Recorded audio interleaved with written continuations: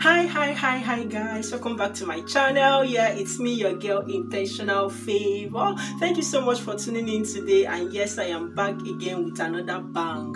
Yes, as promised in the previous video, I am here to discuss with you some of the possible questions that you should expect during your UK student visa interview. Are you ready for that? Are you ready? Let's jump right into today's video.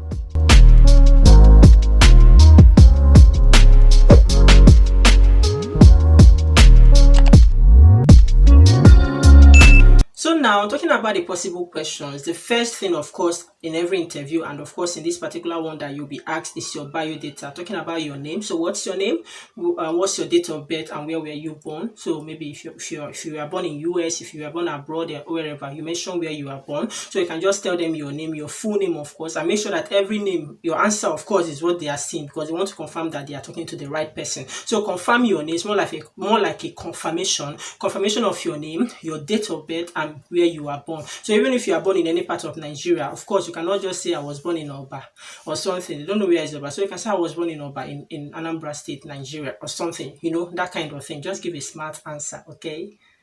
So the next possible question during your visa interview is questions around your academic history. So they want to know your previous academic history, your qualifications. Maybe if you're going for a master's program, of course, your undergraduate studies. Basically, what they want to find out is if you have gaps, if you have some gaps in your academics. Maybe you started a study, you didn't finish it, or you started them, you finished one, you had some people have first and second degree, so they just want to know all those gaps and what propelled them. So you'll also get questions around your academic qualification. Also, the next possible question is questions that will test your knowledge of the proposed course of study. So that program you are coming into, you be asked questions on that. Remember, why is this interview? This interview, like sometimes you can call it genuine intention of study, okay? So they want to find out if you have the genuine intention to study actually, and if you are a real student, or if you have any other ulterior motive. You know that some people, maybe because they feel that, yeah, once they want to leave the country, they want to travel out by all means, and then they want to now study abroad. And that is, so some people, actually, history has it that some students, when they come here, they forget about their studies and they don't even know anything about their studies. They are here to hustle, they are here to make money, they are here to do all those stuff. So that's one of the reasons. So they want to test and see if you have genuine intentions to study, and also if you are a genuine student. So you need to know the program you are coming in for. Yeah, as funny as it is, know the program you are coming in for. Is it MA? Is it MSc? Yeah, different qualifications, right? I know some universities for my program is MSc social work, some MA social work. So make sure you know the course you are coming in for. Know your start date and your finishing date. By your start date and your finishing date, not just the month. On your offer letter, your admission letter, you'll be told the exact date you'll be commencing your program. So make sure that you know that, and you'll be told when your program will be ending, okay? So don't just say that you are starting in September 2021. What date? What exactly date? Is it 25th September? So mention it and when you'll be finishing. Make sure that you highlight that. Also, they also want to know why you chose that particular course, especially for those maybe coming in for master's degree, okay? And maybe you had your undergraduate studies, your previous degree was in a different subject entirely, and you're coming in for a different one. They will want to know why. So these are questions that you should prepare to answer. Find genuine answers and the reasons why the switch. Why did you suddenly decide to leave biology and go to chemistry? Or why did you suddenly decide to leave engineering and go into social work? These are possible questions that you will expect. They will also ask you questions around the modules that you'll be coming in for. They just want to know that you know, of course, the program you are coming in for. So go ahead, check out the website of your university, check out the module site, and find out everything about the modules that you'll be doing in the program, because you'll be asked this during your visa interview. You also receive questions around your knowledge of the university you applied for. So the university you applied for, you need to know, of course, the university. So they want to know why you chose that university. You might be asked questions around other universities that you have, thought of or you've applied to. So why did you choose this particular one? For the universities in the UK, why this particular one? Also make sure that you know a lot about the location, talking about the city of your university. Also make sure that you know about that. Your answers will always reflect around that. I think in my next video on this series, I'm going to be giving you some guidance, some possible answers to some of these questions, and some ways that you actually need, or maybe even link you to some websites that can give you ideas. But I'm just telling you some of the possible questions to expect in this particular video, so make sure that you look forward to that video. So if you've not turned on your post notification bell, this is the best time to, especially if you are preparing for your interview. So also they will ask you a question about your accommodation. Okay, so what's your accommodation? Have you booked accommodation with the university? If you have, then that should be your answer. Okay, if you have not, make sure, remember, I want to say this at this particular time, make sure that your answers, I've said it before, that it is coherent. Don't give an answer to this and now, because one question that you expect, maybe later, one question that you'll be asked is about having people in the UK. So do you have friends and families in the UK? So maybe when you ask that question, if you are asked that question before this one, or you are asked anyone that comes first and you say, oh, I don't have families in UK, I don't have friends in the UK, it's fine. Now, note at this point, it is your having a family in the UK will not affect your acceptance or refusal of visa. You're not having a family or friends in university in the UK will not affect your the chances of you being offered or rejected the visa. It has nothing to do with that. They just want to know. Okay. Now, for instance, when they ask about your accommodation, it might be that you have families and friends that you've planned ahead of time that you will be staying with during your program. Okay, so they will accommodate you. So if that's your plan, make sure you can also tell them if that's your plan. If you have booked accommodation with your university, tell them you have booked accommodation with your university. However, please note that, like I said, if you already said that you don't have friends and family, or you don't really have, and they asked you that question and you said no, and now you are saying that you will stay with friends and family, how does that resonate? You can see, so it means that something is fishy with this student. You are a suspect. You know what mentality that you may have about this interview is that see yourself as a suspect. So they are gathering evidences based on the answers you give to prove that you are not a suspect. You know what I mean? So you know somebody is not yet a criminal or whatever. The person remains a suspect unless proven otherwise. So they want to prove whether you have genuine intention to study in the UK. So make sure that your answers are coherent. Okay? So talk about it. So make sure your answer to your accommodation. So you can also say something as simple as maybe you have other friends that are coming, that you guys gained admission in the same city or in the same university, that you guys you are planning to rent an accommodation and live in a shared apartment with them. That's a genuine answer. That's a valid answer. Okay, so make sure that all your answers, I'm telling you the possible questions, start thinking of possible answers to them and make sure that they are coherent. Like I said, in my next video, I'm just going to talk through some of the things you need when you are preparing for this video, how to prepare, basic tips on preparing for your interview, and of course give you some possible valid answers that you can give, or some of the things that you should consider when answering some of these questions. Also, please, talking about the university, make sure you know the city of your campus, not just the university now, because sometimes you can find out that your university might be in a particular city, but your campus is in another city. That's my story, for instance. Okay, so my university is University of Chester, but my campus is in Warrington. Warrington is a different city. Chester is a different city. Yeah, so make sure now you are giving answers and all your answers are revolving around Chester, and maybe when they are making their decision, they found out actually that your campus is in Warrington, that you have no lectures in Chester, you have nothing to do in Chester or whatever. You need to find things about the particular city where your campus, now I will say campus and not just university because of this kind of peculiarities. So make sure you know things about the city where you are going, so because these are some of the things that will enhance your answers and also make them valid. Another possible question is questions around why you chose UK. So why didn't you choose to do your master's program in your country? Why are you going to the UK?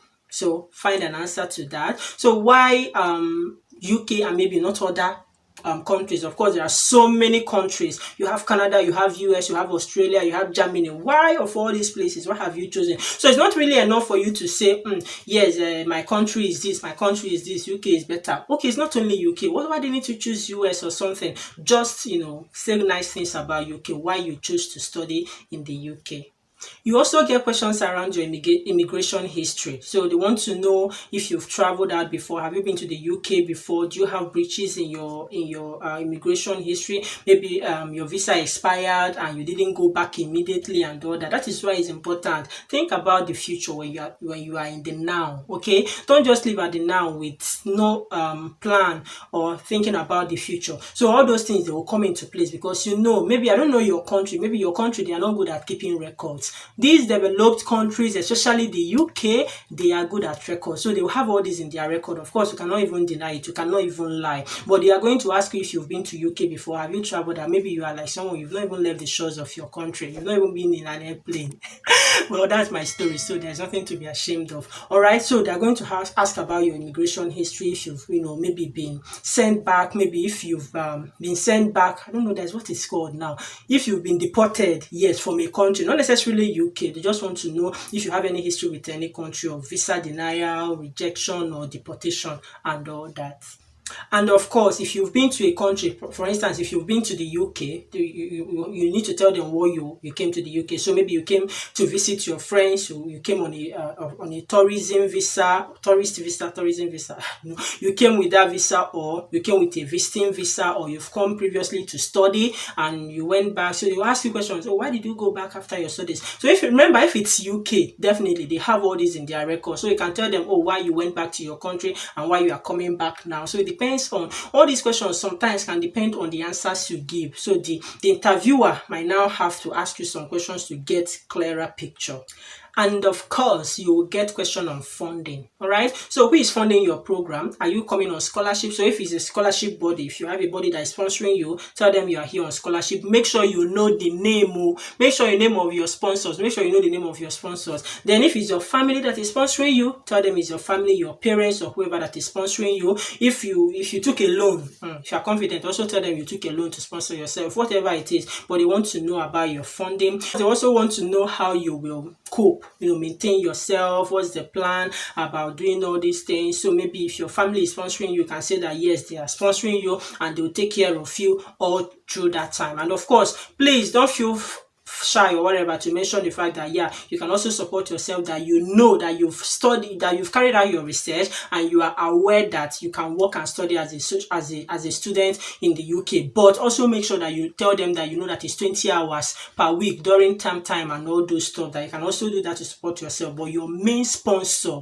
is your family, your dad, or whoever that is actually your main sponsor. Make sure you highlight all that. And of course, you will get question about your future plans. So what do you intend to do after your studies? So what's your plan? Okay, so they want to know both your short-term and long-term plan. Immediately after your program, what are your plans? Another reason why they ask this question sometimes is to know that, it's to find out if you have ties, home ties with your country. So you can now tell them you've been working, tell them your work, to know that you have a connection. It's not as if that you don't have family or anybody here, or you don't have anything that is, that you have.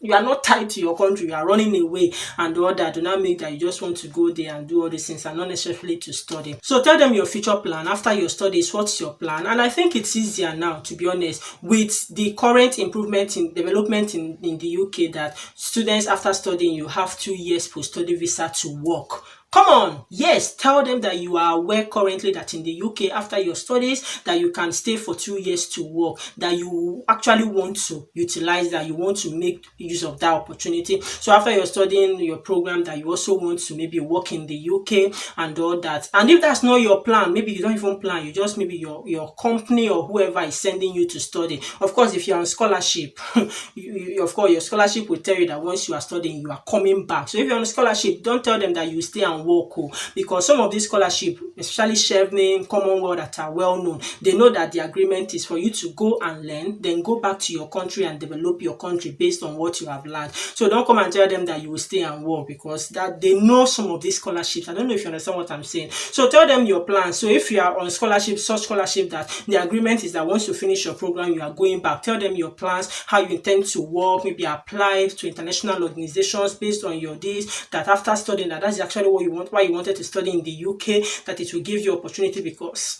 I'll talk about all this in my next video. Okay, so make sure that you know your future plan. Actually give them a convincing answer. Make sure that every answer you give, that they are convincing. Make sure they are true. So your plans for the future, make sure that it fits into your career goals, your career plans, and most importantly, make sure that your answers are coherent. To make sure that when they put them together, join, they will all fit in and there won't be any patch. Because if that is it, if they have any reasons to suspect you further, mind you, if you leave them in suspicion, if you leave them in doubt, you won't have a second interview. And based on their doubts, based on the level of their doubt, they will make a decision and you will get your decision, of course. So just make sure that you are genuine, make sure you plan, make sure you prepare for this. Don't think that it's an interview, I'm confident, I'm bold. No. So with this possible questions, like I've said, remember these are possible questions. So disclaimer, these are possible, emphasis on possible, likely questions. Okay, you can, depending on your answer and depending on who is interviewing you, you can get an answer, but basically I guarantee you these are definitely the questions you will get most times over the years. These are the questions. Your questions and during your interview are always around this. Remember, they just want to know if you're a genuine student and you have a genuine intention to study. So give them your best answer. Don't leave them in doubt, okay? And make sure that you are confident. Put all this in practice. And in my next video, watch out for that video. Have you turned on your post notification bell? Turn it on now, and please subscribe to my channel if you have not, because in the next video I'm going to get more real and practical, tell you some of the things, some answers. And I think this might benefit those coming in for social work especially. No, just because the answers I'll give, of course, from mine, you can always draw, you can always tap, right? Yeah, you can draw inspiration ideas, all right? But definitely I'm going to be giving general answers, okay? But mainly when it comes to now studying, career prospects and all, it will benefit those in social work, because I'm going to be telling you some of the things about your prospects, your career prospect as a social worker or a graduate of social work in the United Kingdom. All those will help you, okay guys? So thank you for tuning in. Thank you, my subscribers. If you're here to subscribe, please join this family. I love you guys so much. Let's grow, let's grow, let's grow, let's grow, and let's grow together. Until I see you guys in my next video, stay blessed, remain intentional, and take care of yourself. Mwah! Bye.